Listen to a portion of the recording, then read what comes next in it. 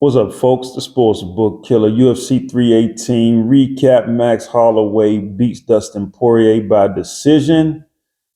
Max Holloway looked good in there, no question, but I don't think he looked as good as a lot of people think. I think that Dustin Poirier, it was his last fight.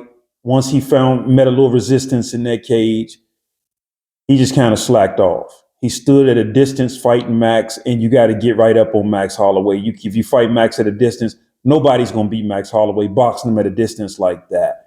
And I had Poirier picked, but all I needed Poirier to do was just get close to the fight. I had the +5.5 spread. So, and I had both overs, over 1.5 round prop, over 2.5 round prop. I hit both of those, but I had that +5.5 spread. So all I needed Poirier to do was get close. And it was like he didn't want it no more. He knew that was his last fight. And, let's just be honest. Yeah, I guess he probably figured, why die in the cage when I got money now? Well, we didn't want you to die. Well, we did. We want you to die just one last time so we can get this money. That's all he had to do. Just die this one last time in the cage so we could have got paid. And then he could have went right back to selling his hot sauce and everything would have been good. But, he didn't press Max at all. And the old Poirier, or the previous Poirier in previous fights, he would have pressed Max Holloway, especially when he started getting pieced up. He would have stayed in Max Holloway's chest and threw something.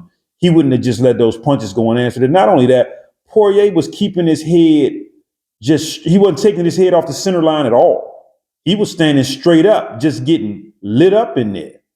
And Holloway dropped him. And Poirier came back with something and got Max in trouble, but that was the only good thing he did in the whole fight. The rest of the fight, it looked like he was just standing there getting pieced up by Max, staying at a distance. He didn't want to move in. He didn't even mix in just a few takedowns to kind of get Max thinking he could get taken down. He just stood and boxed the whole time. And like I said, it looked like he had on the cap before the fight started that said war. So I said, oh, that's going to be good.